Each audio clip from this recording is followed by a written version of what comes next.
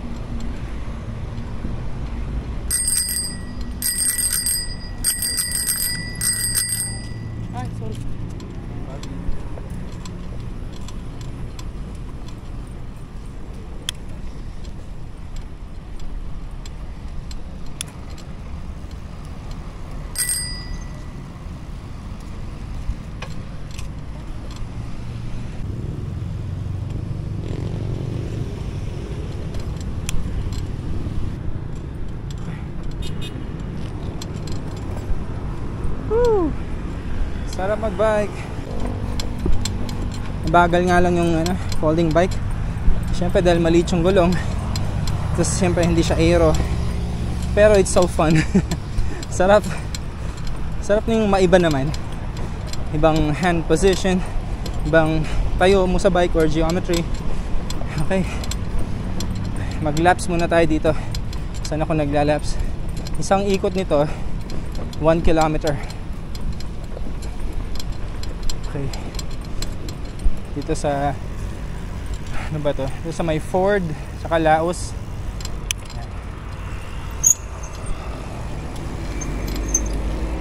Dito. Wala kasi masyadong dumadaan dito. Minsan as in wala talaga.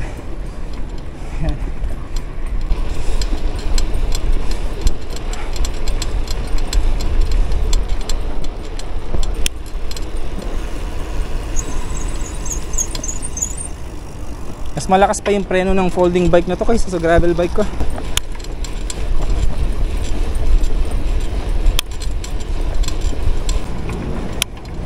Yung effort ko sa 25 to 30 sa gravel bike, dito sa folding bike 20 to 25 lang.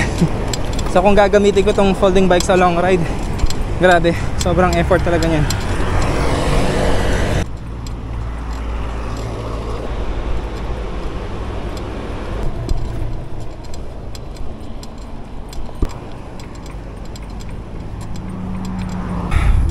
like I said a while ago, it's so fun to use. Kaya ginagamit ko pa rin tong bike na to. Sarap. Dilim. Woo.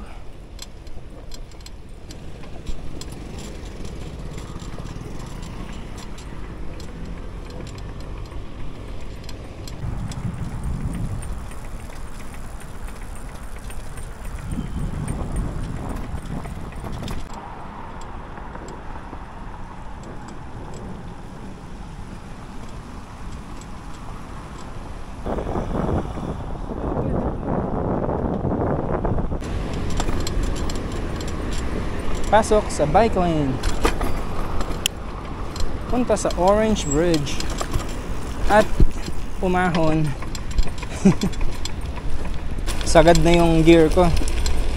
4060 or 4080 yung chain ring.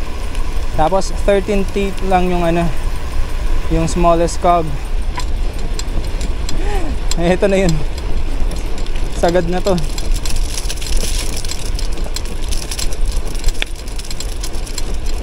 Namin to yung dahon.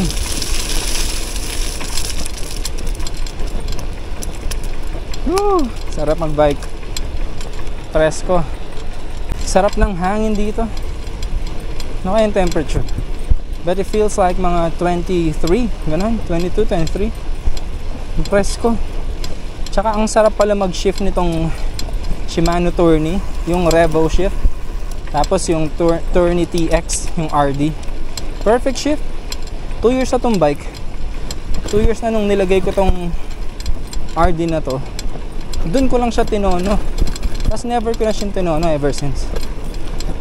Galing. Shimano lang, malakas. Kahit entry level pa na Tourney. Uy, 500 calories. 500 calories pa lang. Target natin kahit 2,500. Grabe, tagal pa nun. But possible yan, of course. Kaya lang nakakainip dito sa folding bike. Ang tagal. Pero okay lang. Let's just enjoy the ride. Sana lang talaga malinaw tong vlog natin. Sana kahit madilim, tiyagain nyo. Thank you.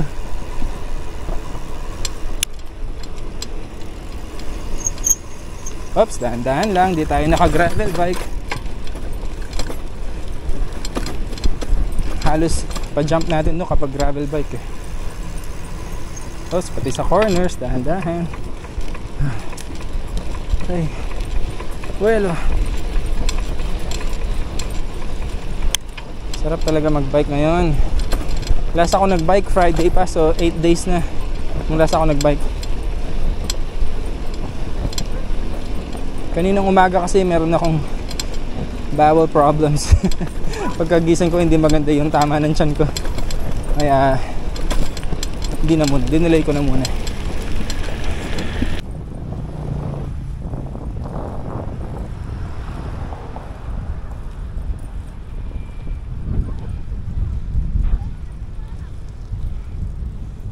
Ganda. Ayan. Nasa 32 ang speed natin ngayon, 33. Minus 2, minus 1 grade. Yan, 33. 35. Kaya 35. Ayun, 35. Woo! Nakangawit. Spin ka ng spin. Taas ang cadence. Baba natin cadence na. Nakangawit. So it means kung nasa 50 or 52 yung yung teeth, yung tawag doon chain ring, and then 11T yung cogs, pinakamaliit. So effortless na yung 35 to 40 sa ganung patag na daan. Okay, pero gusto ko simple lang talaga tong bike na to eh. Ayan, di tayo mag-upgrade. Tsaka hindi pa sisira, wala pang nasira sa bike na to. The best. Ang mura lang ng bike na to eh. Parang nasa lang to, 6,000, 7,000 nung binili. Pandemic pricing pa yun. Okay, nandito na tayo sa Rotonda, papuntang airport. Tapos papunta na tayo doon sa Orange Bridge. Shout out Sir Jobs from Bulacan. Naka folding bike din ako ngayon.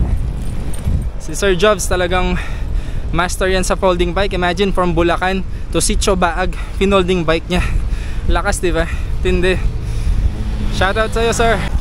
Shoutout din kay Jude at Romnick. Pasensya na, di ko kayo nasamahan today. Next time makaka-ride din tayo together. Medyo masama lang talaga yung pakiramdam ko kaninang umaga. Sana next Saturday. Kahit dito lang tayo sa New Clark City. Nice. Ganda dito. Ang sarap ng hangin.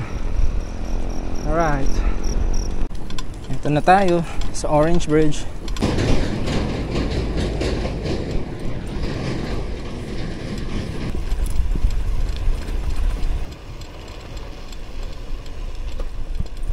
Sarap ng lugar, ang tahimik. Ito na yun. Pa full gear na tayo. Siyempre medyo mabigat. Sarap. Gusto kong hingalin.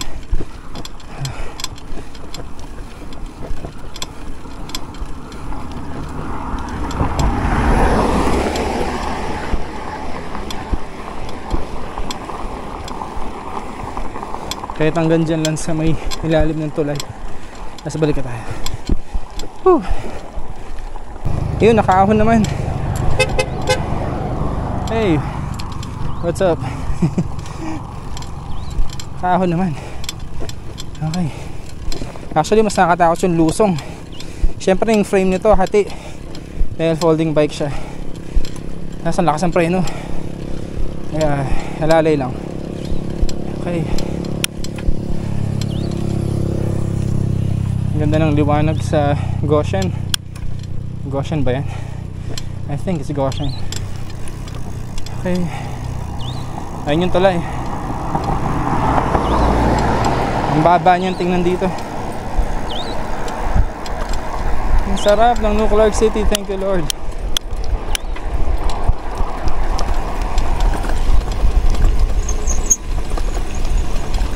Kitang kita yung ahon ng ano papuntang Mainang. Ang taas niya. Pero ahonin natin, parang gusto ko. Try natin, pakiramdaman natin. Ang ganda tingnan eh. Wow. Parang Baguio.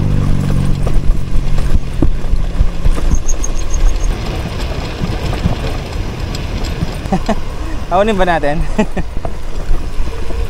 Kung may kasama ako, ahonin ko na yun eh. Kaya lang kasi inisip ko yung safety rin. Pero tingnan natin. Pagliko natin dito sa paliko na yan, kung feel natin is safe naman, let's try it. Mukhang super maliwanag naman. So, let's go. Let's go nga ba? Kasi yung gear din natin under geared tayo. O mahina lang tayo ngayon. Okay, mahaba ding ahon yun tuloy-tuloy. Okay, let's try. Sana hindi ako masuka. Ayan, daming guards. So safe na safe tayo. Dami tayong guards ito. Ayan, tatlo sila dito. Tapos meron pa doon kanina.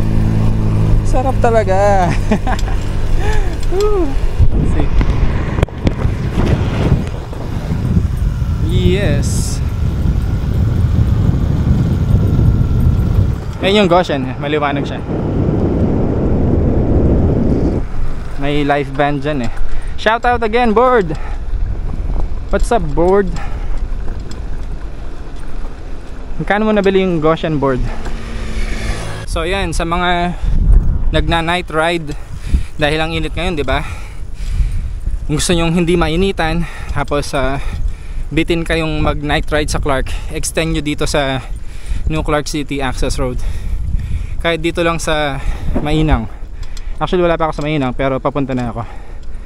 Or kung gusto nyo dire-diretso ng New Clark City sa may stadium, pwede rin. Kasi ang liwanag, ang lapad ng daan. As may mga guards. Wala nga lang tindahan, so dapat ready mga tubig nyo. Okay. Mukha lang flat, pero 5% yung grade. Ayun na pa yan, 5. Yan, bagal. Okay, sure na makaka 50 kilometers tayo pagkabalik. Kasi 25.7 kilometers na yung distance. At di na ako makasalita na maayos. Sarap. Kung may oras nga lang at safe, diretso na natin ng Clark City. Shout out to Ralph and Sir Russell. Samahan nyo ako next time. Night ride tayo. Okay. Enjoy Bolinao and LU Vacacionistas. Okay naman yung gear, kaya nandaanin sa torque. Pero syempre kung mga ano to, mga bagyo ganun, daming pahinga. Pero kaya kung kaya. Tapos doon tayo galing.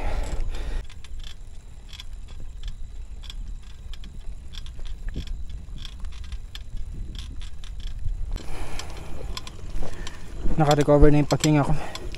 Okay na, malapit na. 10% pa din yung grade. Pero yan na yung tulay.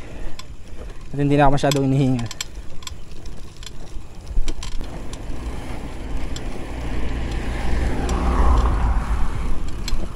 Ayan na. Mainang. Alright. U-turn na tayo dyan. Baka mapasubo pa tayo. Yun na muna. Okay, nakainom na tayo.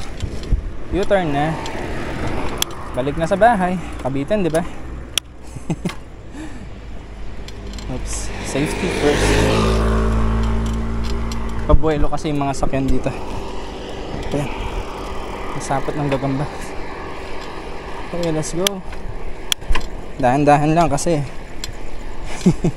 naka-folding bike tayo. Hindi tayo confident. Safety first.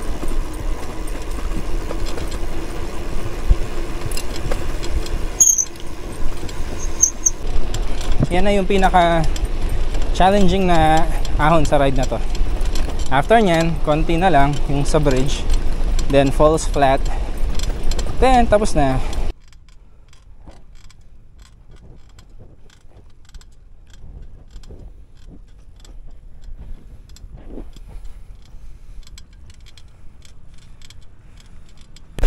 Okay, lusong na tayo. And that will be the final climb.